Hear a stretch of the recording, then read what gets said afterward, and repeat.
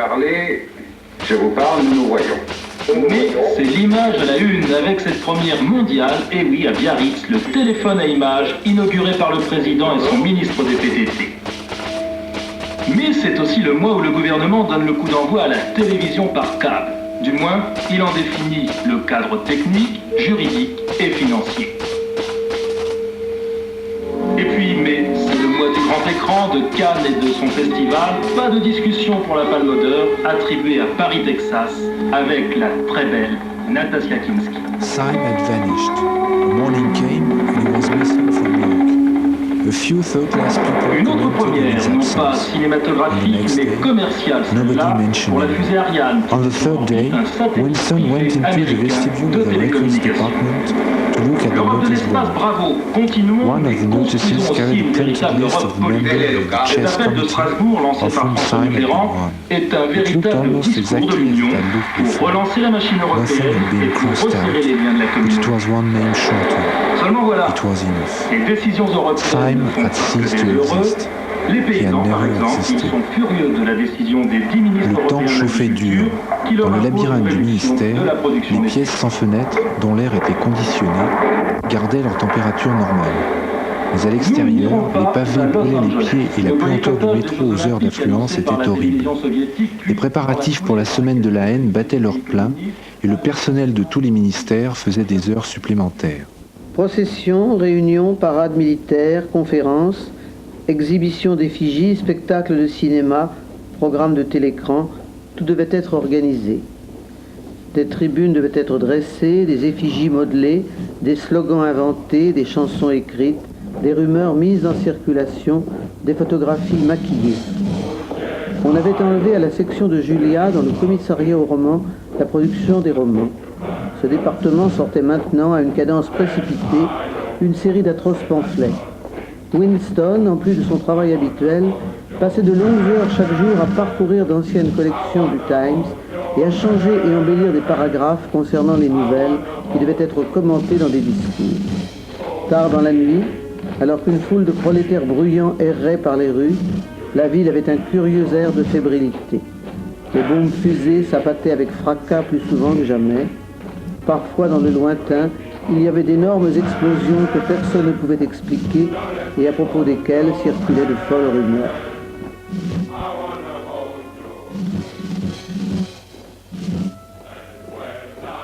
Le nouvel air qui devait être la chanson thème de la semaine de la haine, on l'appelait la chanson de la haine, avait déjà été composé et on le donnait sans arrêt au télécran. Il avait un rythme d'aboiement sauvage qu'on ne pouvait exactement appeler de la musique, mais qui ressemblait au battement d'un tambour. Quand, chanté par des centaines de voix, il scandait le bruit des pas, il était terrifiant. Les prolétaires s'en étaient entichés et, au milieu de la nuit, ils rivalisaient dans les rues avec l'air encore populaire, ce n'est qu'un rêve sans espoir. Les enfants de Parsons le jouaient de façon insupportable à toutes les heures du jour et de la nuit, sur un peigne et un bout de papier hygiénique. Les soirées de Winston étaient plus occupées que jamais. Des escouades de volontaires, organisées par Parsons, préparaient la rue pour la semaine de la haine. Elles cousaient des bannières, peignaient des affiches, érigeaient des hampes de drapeaux sur les toits, risquaient leur vie pour lancer des fils par-dessus la rue et accrocher des banderoles.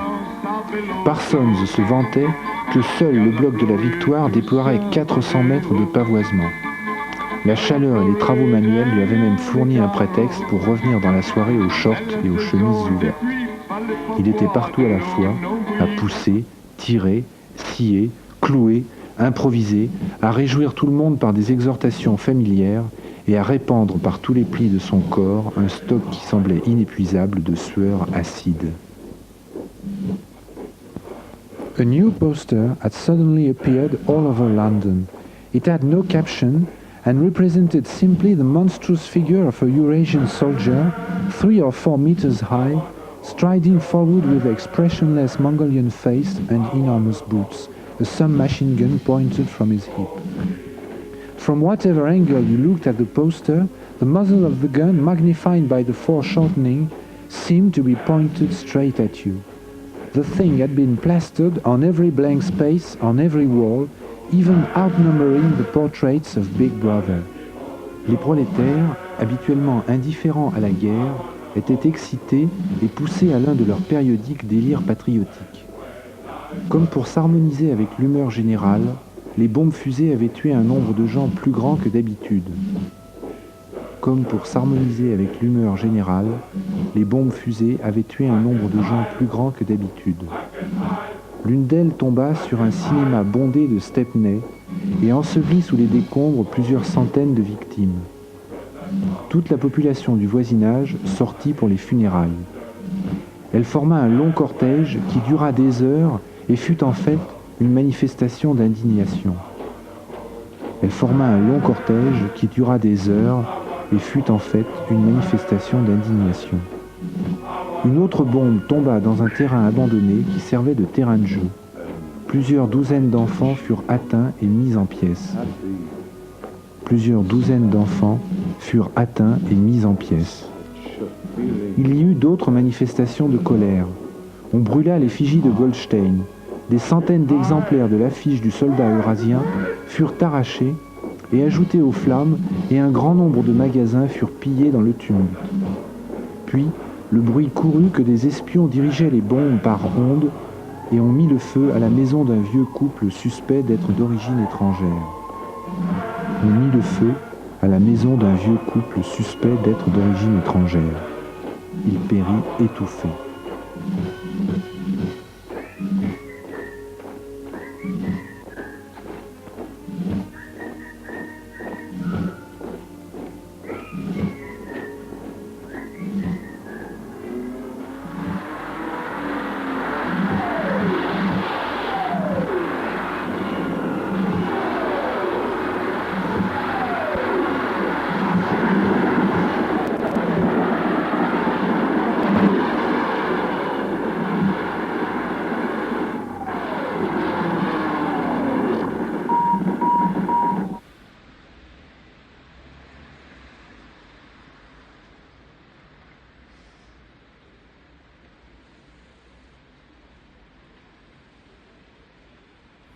Dans la pièce qui se trouvait au-dessus du magasin de M. Charrington, Winston et Julia, quand ils pouvaient s'y rendre, se couchaient côte à côte sur le lit sans couverture, nus sous la fenêtre ouverte pour avoir frais. Le rat n'était jamais revenu, mais les punaises s'étaient hideusement multipliées avec la chaleur. Cela ne semblait pas avoir d'importance. Sale ou propre, la chambre était un paradis.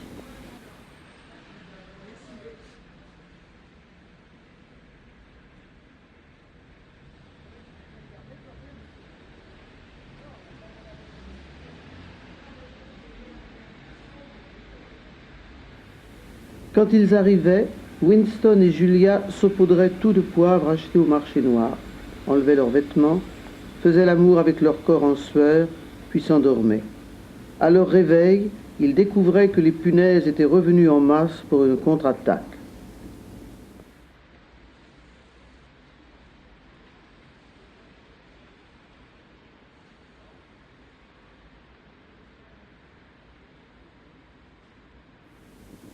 Pendant le mois de juin, ils se rencontrèrent 4, 5, 6, 7 fois. Winston avait perdu l'habitude de boire du gin à n'importe quelle heure. Il semblait n'en avoir plus besoin. Il avait grossi. Son ulcère variqueux s'était cicatrisé, ne laissant qu'une tache brune au-dessus du coup de pied. Ses quintes de toux matinales s'étaient arrêtées. Le cours de la vie avait cessé d'être intolérable. Il n'était plus tenté de faire des grimaces au télécran ou de proférer des jurons à tue-tête.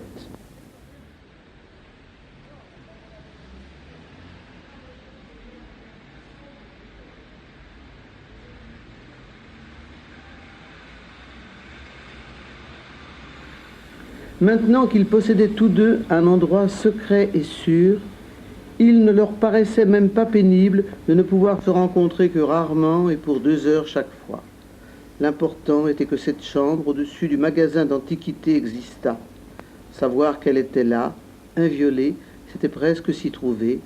La chambre était un monde, une poche du passé où auraient pu marcher des animaux dont la race s'était éteinte.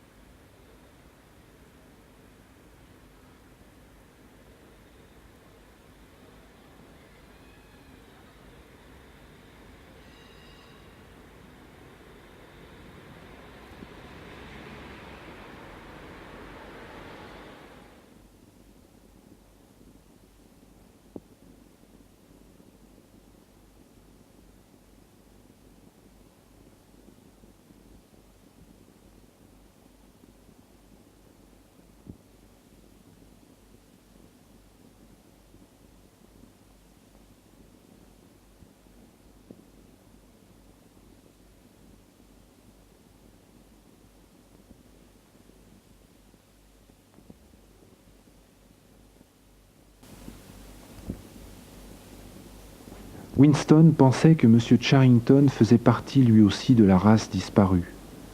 Avant de monter, il s'arrêtait d'habitude quelques minutes pour causer avec lui.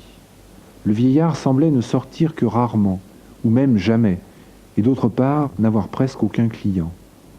Il menait une existence de fantôme entre le minuscule magasin et une arrière-cuisine encore plus minuscule où il préparait ses repas. Cette cuisine contenait, entre autres choses, un gramophone incroyablement ancien, muni d'un énorme pavillon. M. Charrington paraissait heureux d'avoir une occasion de parler. Tandis qu'il errait d'un objet à l'autre de son stock sans valeur, le nez long, les lunettes épaisses, les épaules courbées, vêtu d'une veste de velours, il avait toujours vaguement l'air d'être plutôt un collectionneur qu'un commerçant. Il palpait, avec une sorte d'enthousiasme désuet, un fragment ou un autre objet sans valeur, le bouchon d'un flacon d'encre de Chine, le couvercle peint d'une tabatière cassée, un médaillon en simili contenant une mèche des cheveux d'un bébé mort depuis longtemps. Il ne demandait jamais à Winston d'acheter. Il se contentait de solliciter son admiration.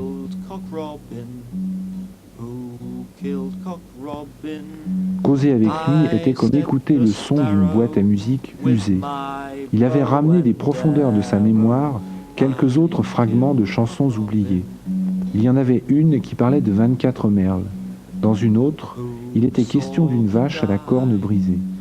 Une autre encore racontait la mort du jeune coq Robin. « J'ai pensé que cela pourrait vous intéresser, disait-il avec un petit rire d'excuse chaque fois qu'il produisait un nouveau fragment. Mais il ne se rappelait jamais que quelques vers de chaque chanson. Who caught his blood? Who caught his blood? I said the fish with my little dish. I caught his blood. Who'll make his shroud? Who'll make his shroud? I said the beetle with my thread and needle. I'll make his shroud. Who'll bear the torch? Both of them knew, in a way it was never out of their minds, that what was now happening could not last long. Il y avait des moments où l'idée d'une mort imminente était aussi palpable que le lit sur lequel ils se couchaient, et ils s'accrochaient l'un à l'autre avec une sorte de sensualité désespérée, comme les damnés qui, 5 minutes avant que sonne la pendule, saisissent leur dernière bouchée de plaisir. But there were also times when they had the illusion not only of safety but of permanence. Tant qu'ils se trouvaient dans la chambre, ils avaient tous deux l'impression qu'aucun mal ne pourrait leur advenir. Getting there was difficult and dangerous, but the room itself was sanctuary. C'était comme lorsque Winston avait regardé l'intérieur du presse-papier. It was as when Winston had gazed into the heart of the paperweight with the feeling that it would be possible to get inside that glassy world and that once inside it, time could be arrested. Ils se laissaient aller à des rêves d'évasion. Notre chance pourrait durer indéfiniment. Notre amour pourrait continuer tout le reste de notre vie. Catherine mourrait et on réussirait à se marier. On se suiciderait ensemble. On disparaîtrait. Oui, et puis on pourrait changer de tête. Et on apprendrait à parler avec l'accent des prolétaires. On trouverait du travail dans une usine. Et on vivrait pour toujours dans une rue perdue où personne ne nous retrouverait jamais.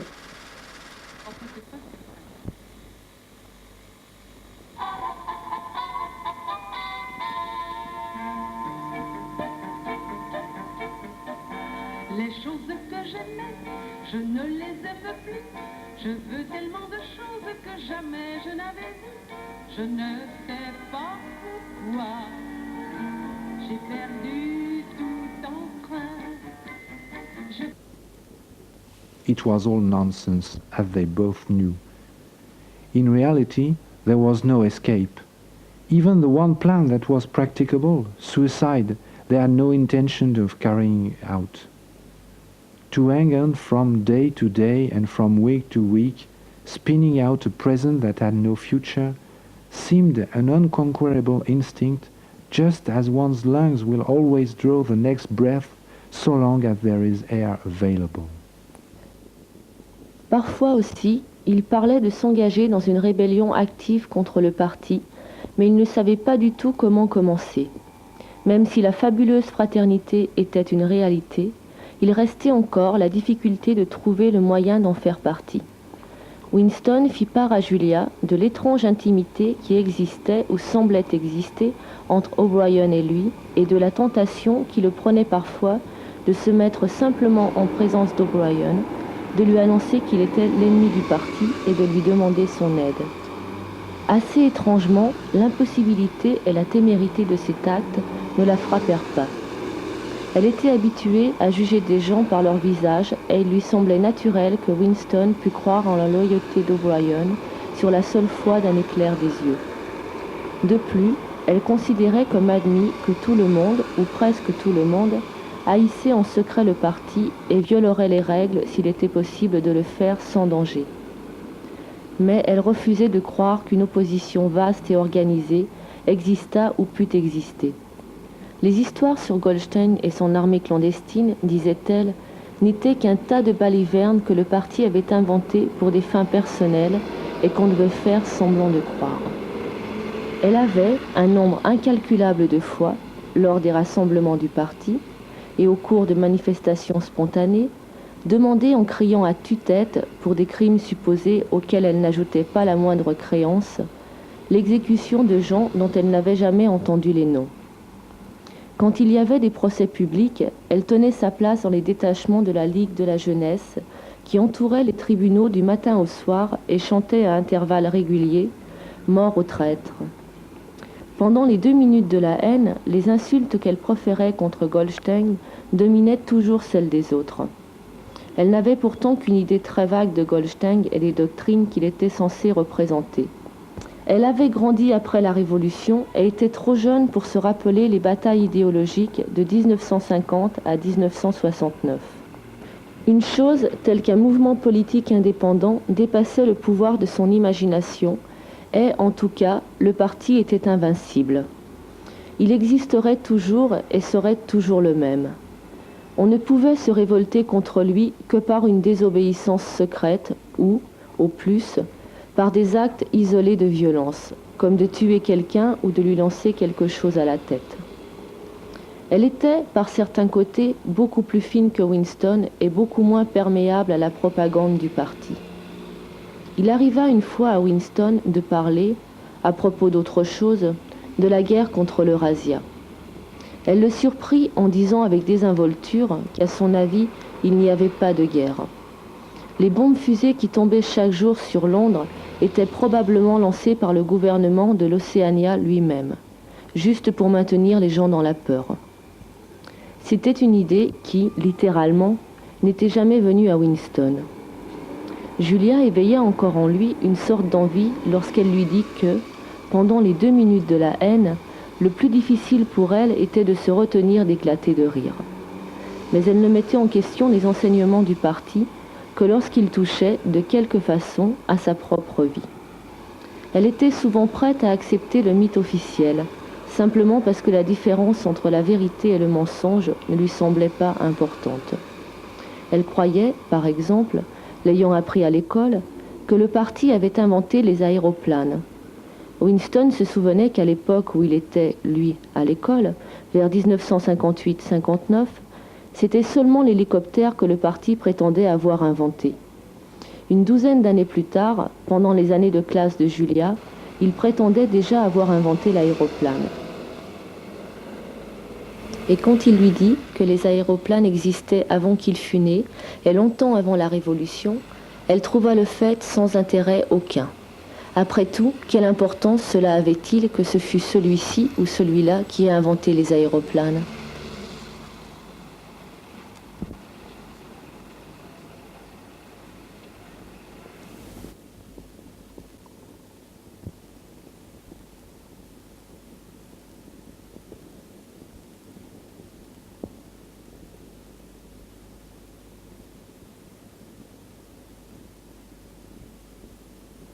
Ce fut plutôt un choc pour Winston de découvrir à propos d'une remarque faite par hasard qu'elle ne se souvenait pas que l'Océania, il y avait 4 ans, était en guerre contre l'Estasia et en paix avec l'Eurasia. Il est vrai qu'elle considérait toute la guerre comme une comédie, mais elle n'avait apparemment même pas remarqué que le nom de l'ennemi avait changé. Je croyais que nous avions toujours été en guerre contre l'Eurasia. Winston en fut un peu effrayé. L'invention des aéroplanes était de beaucoup antérieure à sa naissance, mais le nouvel aiguillage donné à la guerre datait de 4 ans seulement, bien après qu'elle eût grandi. Il discuta à ce sujet avec elle pendant peut-être un quart d'heure. À la fin, il réussit à l'obliger à creuser sa mémoire, jusqu'à ce qu'elle se souvînt confusément qu'à une époque, c'était l'Estasia et non l'Eurasia qui était l'ennemi. Mais la conclusion lui parut encore sans importance. Mais qui s'en soucie? C'est toujours une sale guerre après une autre, et puis de toute façon, on sait que les nouvelles sont toujours fausses.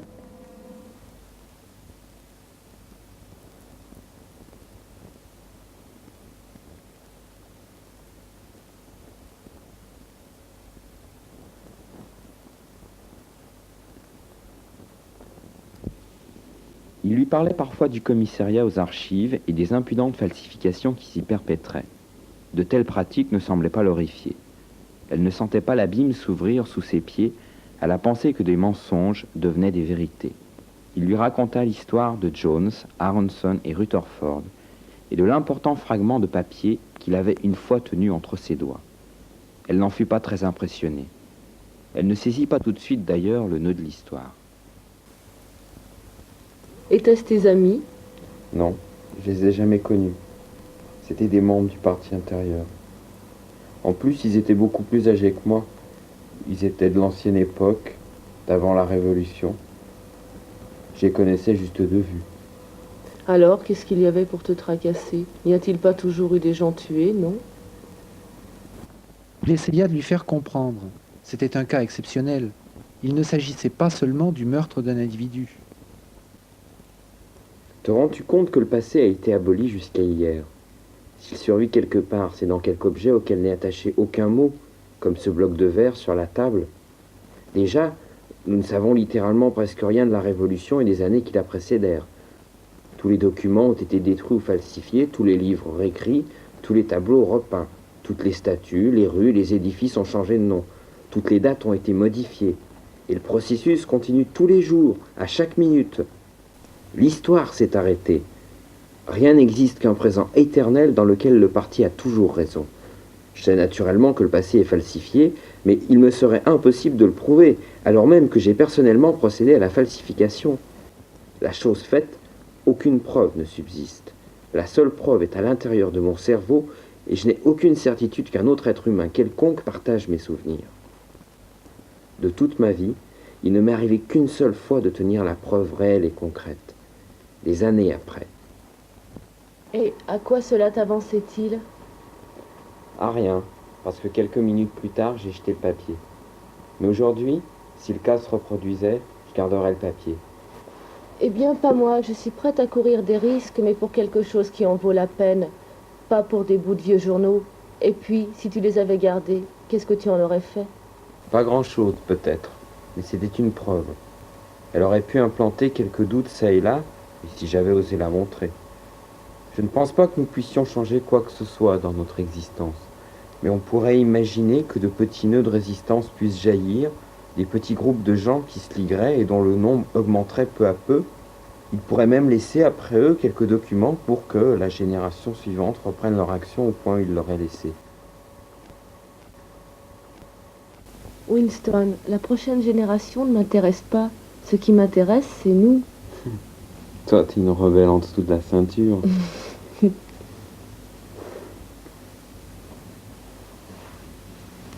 Elle ne prêtait pas le moindre intérêt aux ramifications de la doctrine du parti.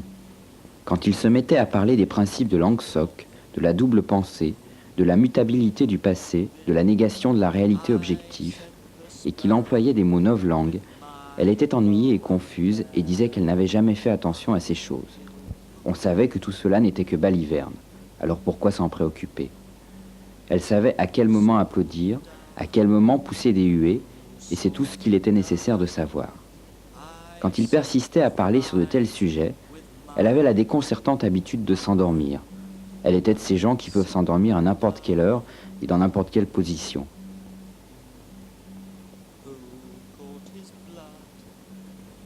En causant avec elle, Winston se rendit compte à quel point il était facile de présenter l'apparence de l'orthodoxie sans avoir la moindre notion de ce que signifiait l'orthodoxie.